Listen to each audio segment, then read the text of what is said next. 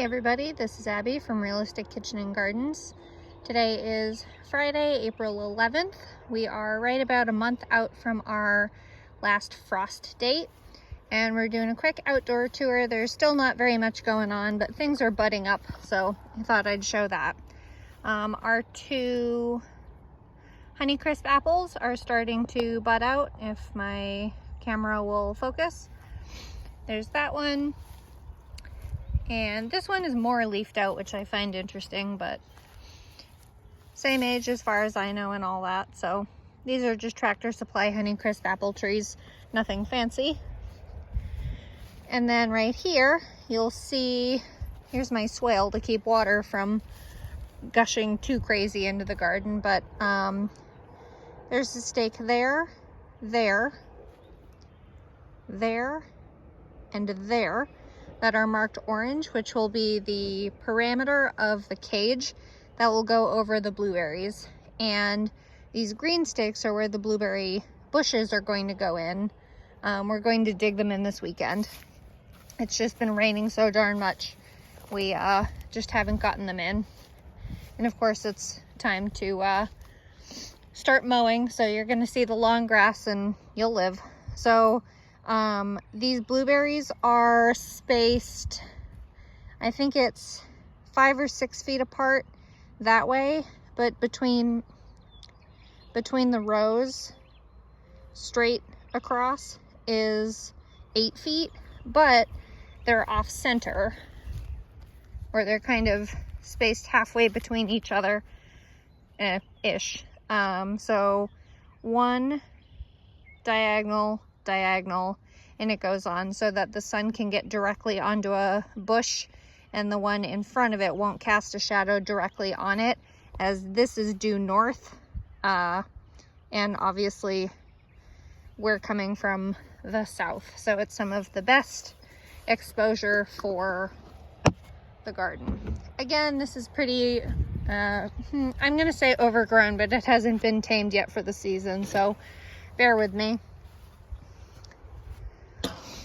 This is row J, so we're kind of backwards, but no, let's start with A.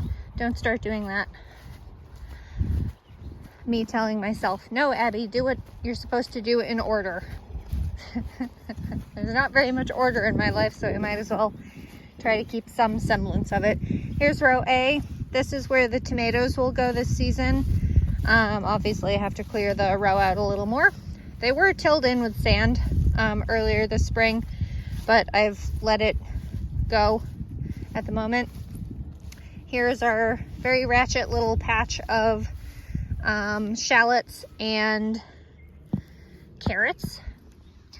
Here is conserver shallot in a little row 4 inches apart. They were seeded on, I can't even read what that tag says anymore, January 15th, 20th, I have no idea. And then these are the little carrots. There's 2 rows of carrots. Here's one, which both seeded. I seeded 2 carrots at a time. And then here's the second row of them. They've gotten a little floppy. Here's a better example.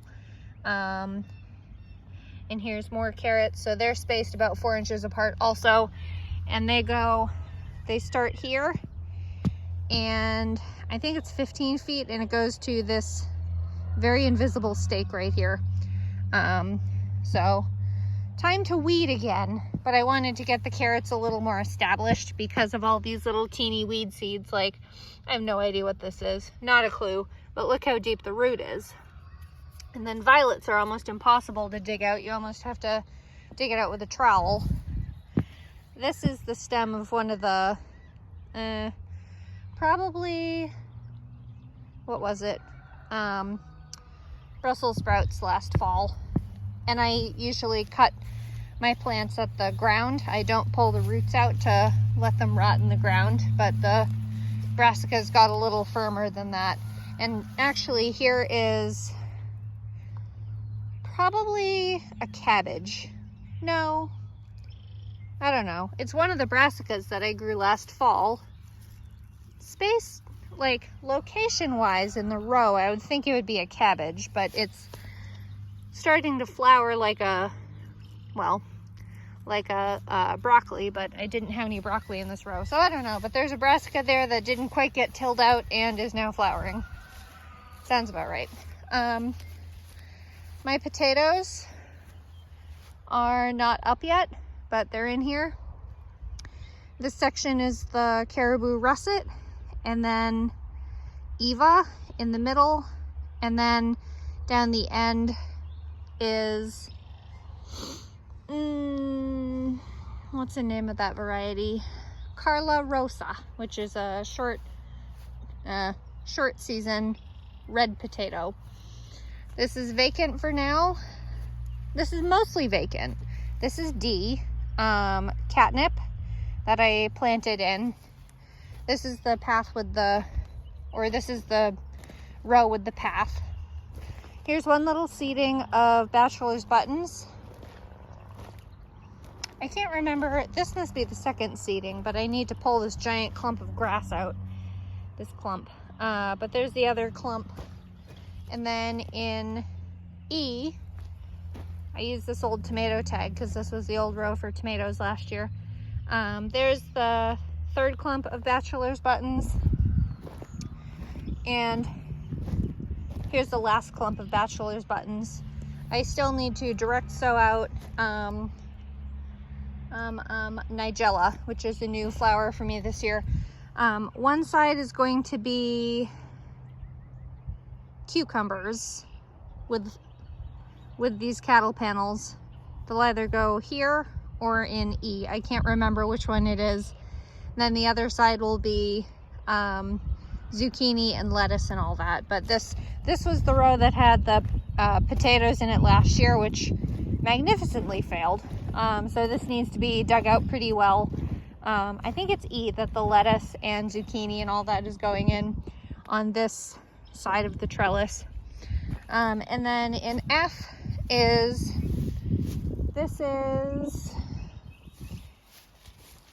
I think this is Ringmaster.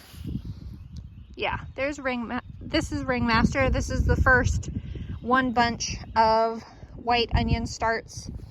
And then I believe these two, here's the second tag of the second bunch, which is also Ringmaster. So here onward is all Ringmaster white onion. And then the rest of this row, I see the tag is gone, but it's, oh, what is that variety? Shoot. It's another white onion. It's not Gladstone, I don't think. Well, I'll also find that tag. I don't know where it went, but that's annoying. And then the other half of this row, so this is going to be onions that will, in theory, be harvested in July-ish. And then this half will be parsnips that will be seeded in, I think, June. So it's too little a time to be able to plant onions in. So I should do a cover crop here. I don't know if I'll actually get there though. Gosh darn yarrow. I hate yarrow. It's a great medicinal plant. Oh, I almost forgot about my peas. Yarrow is a great medicinal plant, but it climbs everywhere. Peas. These are wild onion. These are, what variety are you? Oh, I have a tag. Look at me go. These were direct sown on 321. Look at me actually using a tag. Little purple snow pea. I seeded these very densely, mostly because I thought they would completely fail because of the seeds from the climbing peas I have on the end. And then these are surge shelling pea, which I grew last fall, and they did extremely well. So I decided, what the hell, they'll grow really nicely, so I'll just throw them in. And then that is Champion of England, which is a 7 to 10 foot tall vine shelling pea. And they were started indoors by sprouting them and then putting them in the ground. But we'll see how they do. They're supposed to be a 70-day, but I found another website that says This variety is 100 days. So we might not have enough time for them before it gets real hot. But here's all the peas. This is on the north side of the trellis. So when it gets hot and I plant in the winter squash on the south side, the squash will cast a shadow and hopefully protect these from the bulk of the heat so they last a little bit longer. This is the theory. We'll see what happens. And then here is Golden Jubilee Anise Hyssop, which came back in a raised bed I had. I think I'll pull this out and put a lemon balm. I don't have any started. I would have to buy a plant, but I think I'll do lemon balm instead because I don't really like anise hyssop. Okay, moving on. This row is easy. All of my Patterson onions, if you've been following along this season, I accidentally double ordered my onions, so I ended up getting 3 entire bunches of Patterson and 2 bunches of Ringmaster and 1 bunch of whatever that other white variety is. I think it's Gladstone, but I don't think so. I obviously need to reweed. It's better than it could be though. It could look like this. The black plastic is working, mostly, but I still need to weed it again. And then I had a little bit extra that went, so that's 30 feet, so it's a smidge over, which is all right. And then the rest of this entire row, I'll pull the plastic up and I'll actually put a wildflower patch in here. I was planning to do these. This is the remnants of the overwintering onions, but I only had, you can almost see them from here. There's 2. Let's see, where's the other one? 3, 4. I think there's only 4 or 5, but anyway, the only thing that survived was actually the shallots, and I had originally guesstimated the one that would survive would be either the white onions or the yellow onions or red onions that I did, but I was wrong. Surprise. And I even mulched it with straw, which is now in the path, but that's okay. So this entire bit of plastic up until those last few onions will get pulled up, and we will do a direct sowing of wildflowers. Garlic, looking pretty good. This was the soft neck variety. I planted, I think, only 20 or so plants in this section because I accidentally did too large of a spacing. So this didn't come up well. I haven't pulled the mulch off, obviously, but all the hardnecks have done well. Like, look at all the hardneck varieties that have come up. I had 6 varieties of hardneck garlics, 2 of which I regrew. One of them, I don't have them marked out here, I need to, but one of them was Ivan, which I grew myself last year, saved cloves and replanted, and Adonai, which would be the second year I've been saving cloves and replanting. I personally would prefer to move myself to growing softnecks because hardnecks have the hard stem in the middle and produce a flower before you harvest them. Harvest the bulbs, that is. And they're kind of a pain. The scapes are kind of a pain for me because I get so darn many. What am I going to do with all those scapes? Last year, I made relish with them, pickled relishes with them, and they came out okay, but nothing major. Anyway, next year, there's always next year. This was the row that had squashes and pumpkins and things last year. I forget what's going in here this year, but obviously I need to till this up. There's nothing in here now. A path that needs to be covered, and then this row looks a little bit better. This was the failed row from the parsnips last year, and then that down the end was where the carrots were last fall. I should actually go down because I found a couple of carrots I missed, and they're just hanging out. I never bothered to get rid of them because I don't, you know, they were broken and all that. So I found these 2 in and amongst this. But this will be the spring brassicas. Oh, I know. This is going to be corn this year. I'm going to try doing sweet corn, two varieties. I'm going to have them 2 in a row. You're supposed to plant them in a block, so I don't know if they'll work very well. I have low expectations, but I already bought seed, so there's really no harm, no foul. But this will be the spring brassicas, cabbage, cauliflower, and Chinese cabbage, and I'll also do mustard too. So there's that. That's all. I told you last week or the week before or something like that, there isn't a hell of a lot going on.